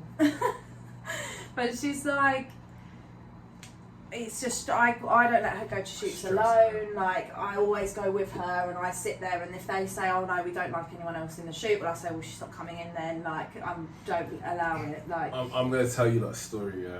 Tell you a story, you lot a story. And I've never shared this. However, I did a shoot, and it was for a Channel 4 show. And like, don't get me wrong, the brief was a bit mad. They were like, do you want to do nudity? I was like, hell no. I do topless. you're like, yeah, I'll do it. Yeah, you know me. I ain't ever showing my bits on camera. So I got to the shoot, and there was 4 models. 2 of us that said we aren't doing any of that, and then 2 models that said, I don't know what the girl said that she would do, but the guy said he's up for everything. Anyway, we're on a shoot, and me and the girl that said that she'd go a little bit further, we got a little bit. Actually, I was shooting with both girls. Yeah. So I was having a great time. But my stuff was You're all living quite your best light and life. stuff like that. And I was like, are you sure that you don't want to go any further? I was like, no, I'm only doing stuff in pants. I was very, very direct. But I was about 21, so I was young. Mm-hmm. However, this girl was 18. And this guy was like 31. And honestly, I felt so awkward and uncomfortable and so bad. And it was one of those ones because I'm still used to modelling. I don't know if I'm supposed to say anything. But you could tell as the shoot was going on, she was getting really uncomfortable with what they were asking her to do. And this is men and women. So all this narrative about men. No, it's men and women. You get bad men, bad women. And I'm like, oh, come on, just do it. It'll be amazing in the shoot. They're basically being passively aggressive to get her to do stuff that she wouldn't want to do. And I can imagine that's so rife in the modelling industry. Yeah. And that's an experience that I've seen with my own hand. And I've been like, guys, come on, like. I just left in the end. Because at And that I got her age to leave as as well. I well, was just like, like, let's just let. that age, you're so. I don't know, like when I was 18, I was quite mouthy, but I would probably, like if I had loads of people telling me to do something in that situation, I probably would feel like I had to do it. It's a hard one because she wasn't forced to do anything, right? She was not forced to do anything. No, but when So- you've got people saying, oh, come on, it's not forced, but it is in a way. They are technically saying, oh, just do Yeah, but it. if you think about it, by 16, you can legally have sex. By like 16, you You're can roll into still the young army. though, like You at are. 18. This is what I'm saying. This is a bad story. But I'm just saying, you are like able to drink. You're an adult, Yeah, said you're by able to law, but club. are you really an adult? Like when you look at I it? think personally you are. But I think don't it's still know. like it's I still was a completely different pressurized. person when I was 18. Fair enough. I was the same, but I'm sure. But yeah, no, it was an uncomfortable situation, and that's in a modelling shoot. You would expect that in a modelling shoot. I don't know. I would. but not knowing. Yeah. So when I was there, I was like modelling shoot, like all inclusive of everything, everybody, like, hey, neighbour. Do you know what I mean? I'm not expecting it to get like that. Yeah. That's the last thing you're expecting. So weird story. So thank you for sharing a little bit about the dark side of the industry. What's next for Bee Arnold in the music industry before we move on to current events? I've got a song that came out today. So Plug it. So yeah, my song Pill came out today on all platforms. So that's Pill. exciting. Yeah. What's that about? It's not about like taking pills or anything. It's like when you like need like a pill for like the end of a relationship kind of thing. Like you just wish you could take a pill and it will go away kind of thing. Right. So, Let's yeah. see what you got, some emotional scarring. Taylor Swift. Well, you know, I don't know. I try not to write songs about people. I just write songs about how I'm feeling, and then I don't like to label it as like a person. But the person will listen and be like, yeah, that's me. No, that's so cringe. I get cringed out so easily, and like the thought of someone being like, oh yeah, that song's about me makes me feel like uncomfortable and like itchy and like, I don't know, I get really ooh, no. Hey. But yeah, I mean, a lot of my stuff is you'll be glad to know, taking a more heavier route. So a lot I try of to stick it out. Do you know what? I actually don't mind. I like Lil Uzi's like rock album. Yeah. That's decent. I like heavy metal songs that used to be old wrestling songs. But that's about as far as it goes. I listen to it though. Yeah. Give me some gym music. Yeah, do you know what? It probably would. I've got a song that's coming out like next after obviously this one's come out, so it'll be my next release. And I feel like it's got like a very upbeat poppy feel, but it is still kind of like alternative. But Send it through.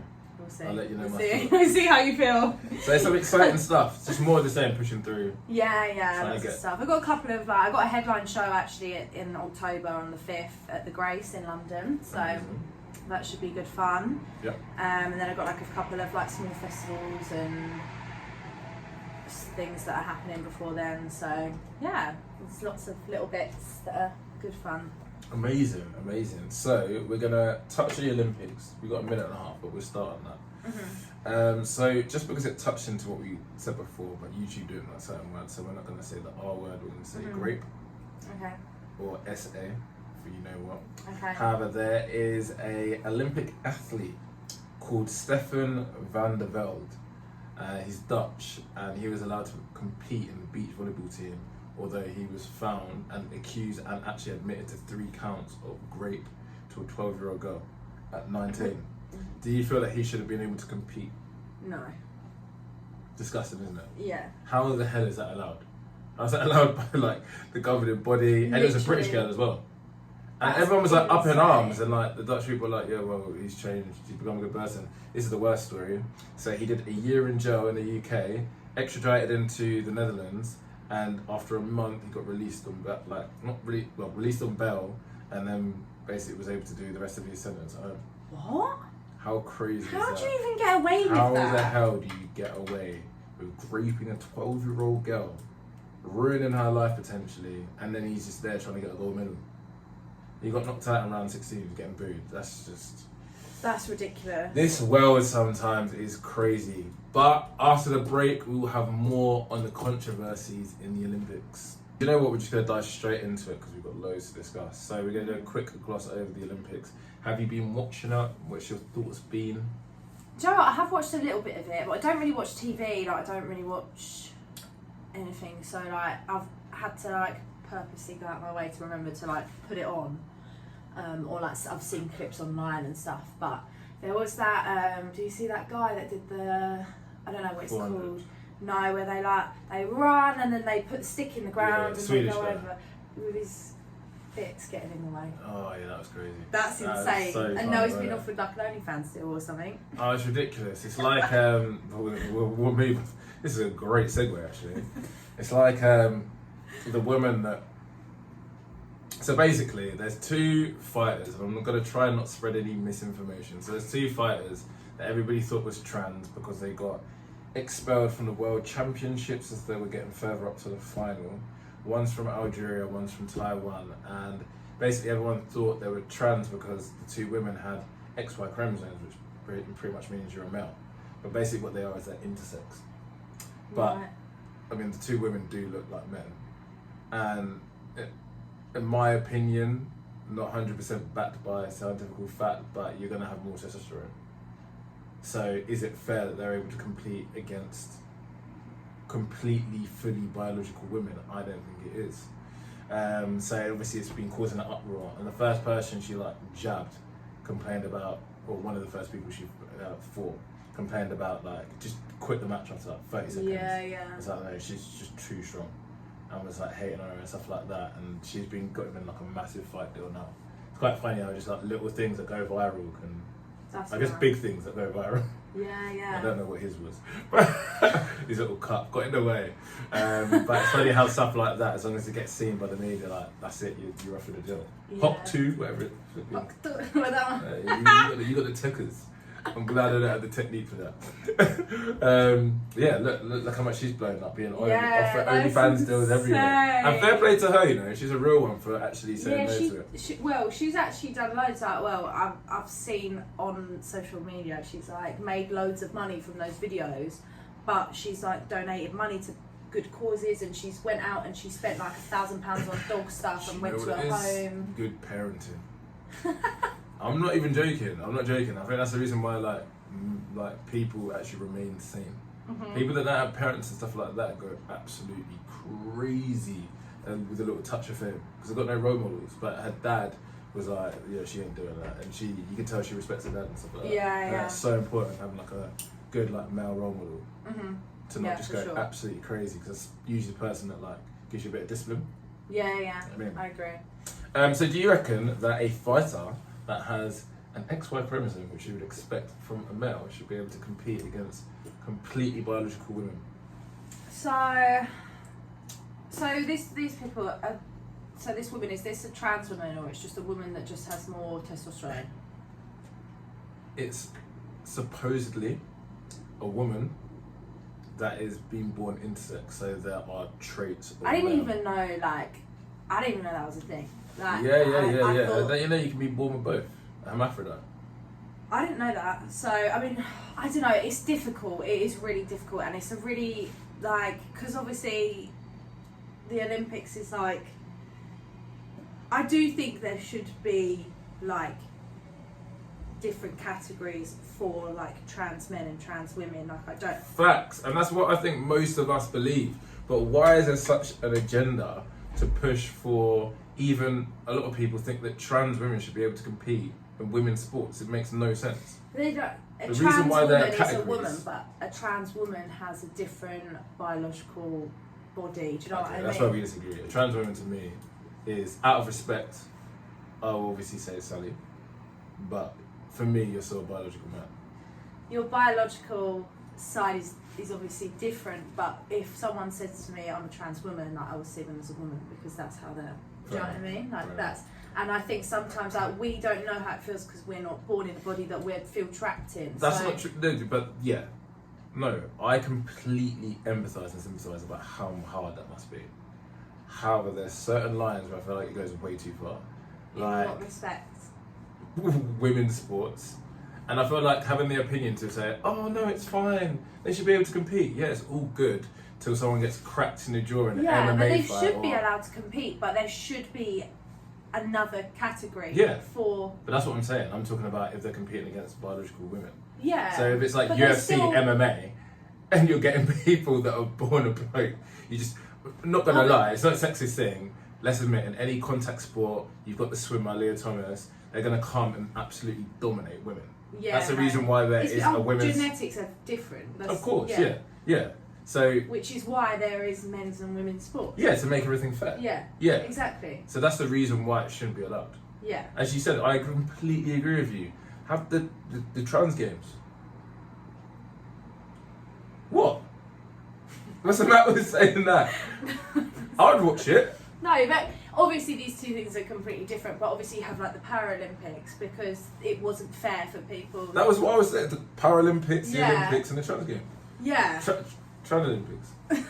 Yeah, no, I'm agreeing with you. I think that it should be like its own thing, because I think it's not fair that they're told that you can't compete because you're biologically born into the wrong body. Like, that's just ridiculous. Obviously. But like you said, if a trans woman is competing against a woman, then you're just two different bodies. You're built in two different ways. So it's like, it's not a fair game. It's especially for something like fighting. Yeah, I mean, like, I'd feel weird if I was in. I mean, I can't speak because I'm not in that position, to be fair. But I'd feel weird about going up against women that actually are just biologically. Yeah, like, if I was would feel in a fight weird with a trans woman, But and if I was a people have no fighter, shame. Yeah, people have no shame. Clearly, or people's ambition to win is that high that they'll do anything to win. yeah. So I just think I I think it's ridiculous. But I think that's the clown world that we're in at the moment, where we're just going, oh yeah, it's fine. Everything I think can people run. are scared because like they don't want to say. But I think the thing is that people are lazy because they could easily. I know it would be a lot of work, but you could do a separate category and have men's, women's, trans men, and trans women's, and you could have that as a Olympic category, and everyone could compete fair and square. But no one wants to do it because the amount of effort and work that it would probably take for the organisers to deal with that, they probably are just going, no, I can't be bothered. We'll just deal with the few mishaps that we have to deal with. That's how I think of it. I don't know. My opinion is. And I feel like we agree on that, but we probably think differently. I'm probably a slightly more conservative person, kind of like in the middle, but a touch there, and you're probably more liberal. So we agree on that. You know. Cool. Other things that have happened at the Olympics, these might be things you don't actually know about. So the conditions in the Olympic Centre, let's say, where they all live in the Olympic Village, have been really, really bad. Really? Yeah, the triathlon, I know, got postponed a couple of times. How important is the Olympics to bring everybody together? I think it is good. Like when you have like people that don't necessarily have common interests, you can chat about something. Do you know what I mean? Like, it does bring people together, and it is good. And I think it's a great thing. It gives like athletes a bit of like spotlight and stuff. It makes people appreciate sports that they wouldn't necessarily go out of their way to watch. And it's a good answer, and I think as well it's great for like little countries as well. Yeah, put them on the map for something. Because who was it? Was it? I can't remember. It was in gymnastics. I think it was like the. These chairs are so heavy. I think it was in the gymnastics or something, but like Brazil or something got like, it was their like first medal or something. I can't remember. I'm probably giving that. Gymnastics. I think so. I can't remember. It's just all a blur. It's like everything's going so quickly. But there was something that I was watching the other day, and it said like, oh yeah, they've never placed a medal before, and like. I can't remember. So what did you think about the opening ceremony? I don't know if you saw it, but basically what happened was they did the Last Supper, so Christianity, Last Supper, 12 disciples, all men. They basically had all trans men, women, basically doing the Last Supper. And a lot of people actually boycotted the Olympics. What is your initial thoughts on that? What's that? The Last Supper. Well, it's Jesus, 12 disciples. But what? So bread, they all sat down wine, and had bread and wine. And that's when Judas basically gave them up, and then. No, I know that. But like, what? They all sat down and had bread and wine. I'm confused. Yeah, they reenacted it with like trans people. What, on telly? Yeah, that was the Paris Olympics. That's kind of what stole the spotlight from, unfortunately, a lot of the athletes, because that was so crazy, especially to obviously Christians. I don't understand. So they reenacted the Last Supper Yeah. at the Paris Olympics ceremony with trans people. What was the reason? Just obviously to be edgy and be inclusive and put it on the grand stage. Okay. Thoughts? I don't. Yeah, this is hard. I was saying some of these questions are going to be hard. I'm a bit like, I don't really get it. Okay, obviously it's to basically put like... It's the Olympics to try and be more inclusive of everybody and try and obviously get people united behind the LGBT movement. G+. So what was the reason for the Right, anyway. for the Christian? Sorry, I'm a bit baffled. Right, it's obvious what the reason is. it's because it's to celebrate the LGBTQ movement. No, I mean, what was the reason for the The Last Supper. Yeah. Well, that's where they went wrong, big time. I don't But get why they did basically- that. I don't know. Christianity. I don't know. All these hard questions. I don't know. Well, my opinion is that it was very, very ridiculous. And there was a time and a place that was the wrong one because it took away from the athletes. Why mix it with Christianity? It was very unnecessary. Like, it just didn't do the Last No, Supper. I don't get If it the did the link. Last Supper, Right. that's just then it would have been fine. But the fact that you knew you were gonna enrage the Christian community, and it's just like, if you think about it, like the amount of people that are trans that are actually in France is 0.01%.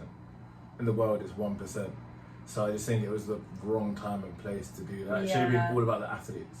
But it took so much away because so many people were like, Yeah, right, for that's sure. crazy. We're boycotting it now. Right, so we have got 30 minutes left. And thank you for sorting out the phone situation. I really appreciate that. Could have been an absolute travesty, but you know, we're live and these things happen. These things happen. So, what are your initial thoughts before I go to town on my opinion about the riots? What are your views? And what's the real reason behind it?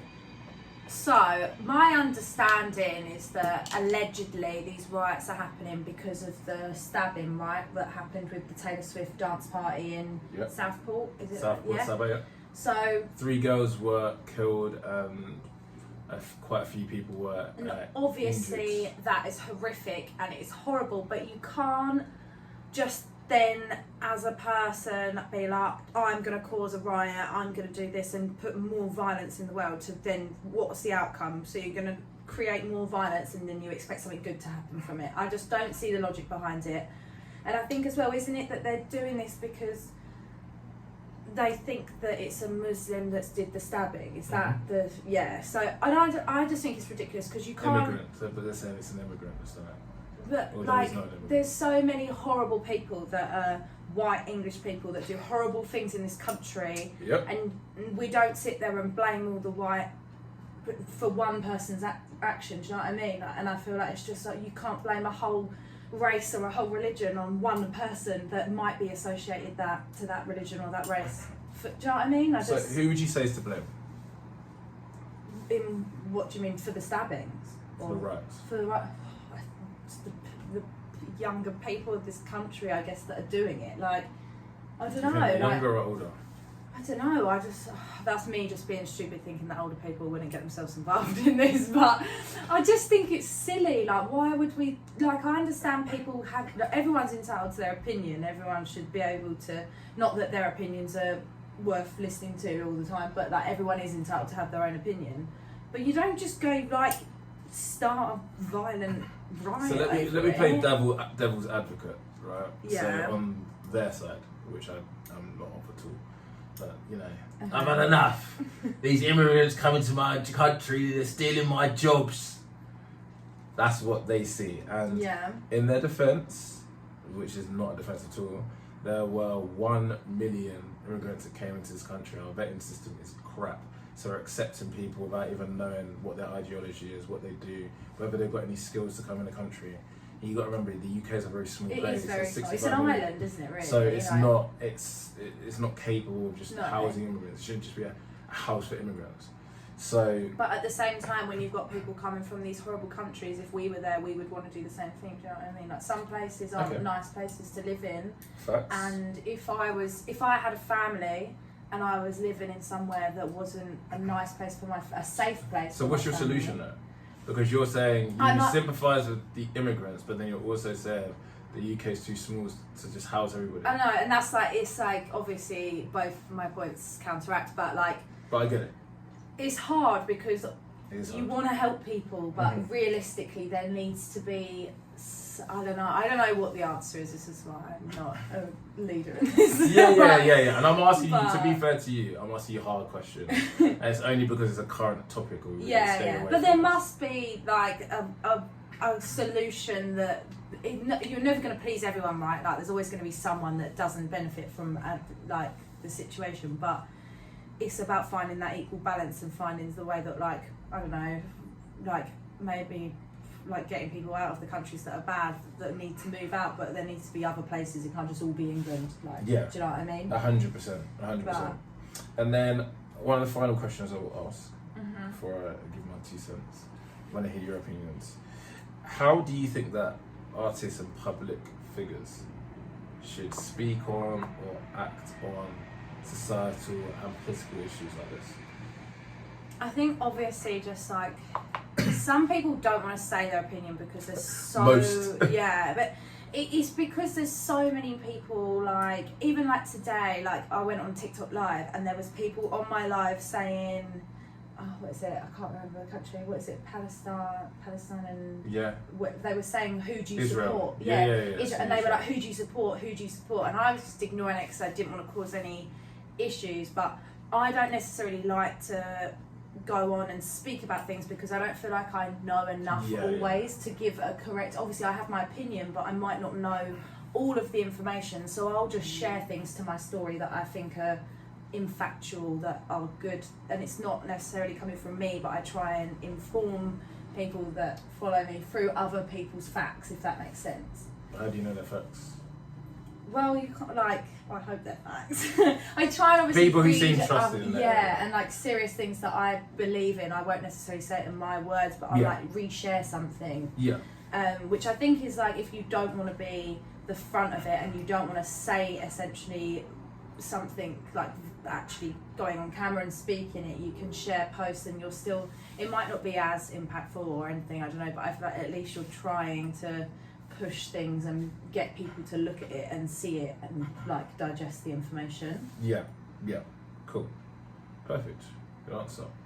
So what my opinion is so the Southport stabbing, absolutely horrific, very troubled person. He was young as well, right? Yeah, I can kind of understand it from the English side, why they're using young pictures of him as a kid. Bit weird. They are showing him as a kid when he is a 17-year-old. Pretty much what his birthday's probably now because he's an 18-year-old. They don't want people to know what he looks like, right? Because he's a kid. They want that.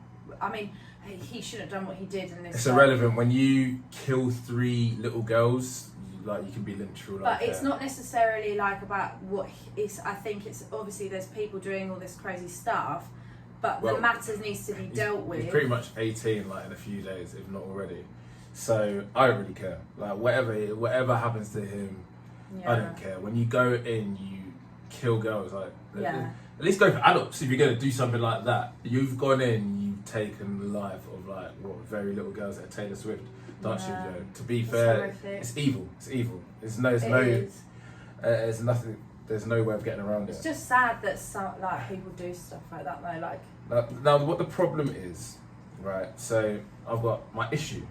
So the issue actually about all of this stuff is, and what people don't realise is, the people that are, a lot of the people that are going to these far right riots are white people that are in poverty, and they're complaining about immigrants taking their jobs. Never in the UK has there been more jobs than now because of Brexit. There's less foreigners coming in, and there's so many jobs. The NHS are dying for staff, but guess what? People don't want to work it, and people prefer to be on benefits and complain about exactly all the things that they don't have when they've got them right in front of their face, but they just don't want to work. They're lazy for it. though. That's the problem. They're lazy. When I look at these people on the riots, I just can't take them seriously. These immigrants are just taking my job. They spew the exact same BS, which is completely untrue. Now, the problem is that we have a massive immigration problem in this country. And I feel like most people, whether you're left, whether you're right, would agree with that. Muslims, what they're complaining about, would agree with that. Not everyone just wants everybody coming into the country that's completely unvetted. We want to know who you are, if you've got any skills to actually help the economy and come into this country. Australia do a really good job. Australia do a great job. There was obviously the Rwanda bill that we thought was going to be passed, where we're going to basically ship people off to Rwanda didn't get money. That could have gone one of two ways. It could have gone bad, it could have caused civil unrest, or it could have gone amazingly and we could actually build a sustainable living for them. Yeah. And I think that would have been fair if you don't have any skill to come to this country. People may disagree with that, but when that fell to pieces And that is why I feel like a lot of this has come about. However, the reason why the riots start, as you quite rightly said, is because a lot of people in this country have racist views, realistically, and they were just looking for any excuse to bubble over and revolt, and this was it. Now, a lot of people are saying that Tommy Robinson and Andrew Tate are the main culprits and they want to hang them out to flame. I don't think that's very fair. I don't think, yeah, they do have huge platforms, but I don't think what we like to do in the media is like say, oh, okay, like one person's a scapegoat. No, it's actually a problem of racism in this country, which is being enlightened. These are fully grown men that are going to these protests. Yeah, they might have had some misinformation from Andrew Tate and Tommy Robinson, but these are fully grown men that make their own decisions. They're not babies, they're not toddlers. So let's cut the crap and let's actually put the blame onto the people that are going out there, because they're not going out there. Yeah. Tommy Robinson, he's abroad. He's not going out there. He's not going on these riots at the moment. And these idiots, uneducated idiots, are going out there spewing their crap and attacking the wrong people. That's the thing as well. The people that are going out and doing all this shit. The people that are going out there and doing all this stuff. They don't even know what they're going out. They don't know what they're going out for. We're right. It's embarrassing. It's embarrassing. You need to learn your history and actually figure out what is your cause. Because if your cause is the immigration issue, which some of you are saying is, one, you shouldn't be out there rioting. You should be going about it in a different way. Exactly. And two, why are you attacking random immigrants you don't know that have done nothing to you, setting a light to buildings and hotels for their families? I don't get it. Because it's like immigrant hotels and whatnot. Oh, hotels okay. that So house I don't immigrants. watch the news because it's just so... No, I don't watch the news. I just do my own research. But why are you going out and doing that? Why don't you go for the... Why are you not going out protesting at the government buildings? Because that should be what your problem is. If it's about the immigration issue. If it's a racism issue, then that's a complete different thing. And that's what it is. And the problem is that Tommy Robinson and they were basically saying, oh yeah, this guy's an immigrant. He's Muslim. He's come on a boat. None of this was true. He grew up in Cardiff. He was born in this country. He's as British as everybody else is. Yeah. But because they saw the name, they found out the name, and it was like, you know, a name that you would tie with Islam, an Arabic name, let's say, they've gone home and said, this is the reason why we need to revolt. And that's the stupid point about it. So initially it was a far right for all these stupid riots, it was the fault. And then it has become, you know, the extremist Muslims that have come out and done the exact same thing. So everybody's to fault.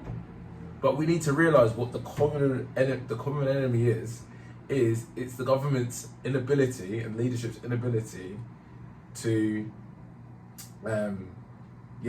basically vet the immigration process. Yeah. So it's just stupid. People are angry at the wrong people. Yeah, for sure. Be angry at the government, don't be angry at random immigrants that have done nothing to you. And it's just like how, I just don't get how people feel like they have the right to go and like ruin someone else's life like that. Like, it's just so rude. That is pathetic. And like, I was even speaking about this with some of my English friends, and I just think it's crazy. Like, some of them generally think that like ethnic minorities have like an easier time in the police. I'm like, as a black man, trust me, that is not the case at all. And that is to round off. That is to round us off. Oh yeah, they are. I was literally struggling to get that out myself. You got a lot of weight on your shoulders, yeah? Exactly. That was to round off the show. Anything that you want to plug? So this is cut for the radio now, but for the YouTube listeners. Just again, probably the headline show at the Grace on the 5th of October. London. Yeah, London. That's going to be good fun. I think that's the main thing that... Instagram, TikTok. Oh yeah, Bee Arnold Music _ double B double E, like a bumblebee. There you go. A little rhyme to finish us out. Thank you so much for being an amazing guest. Thanks for having me. Of course.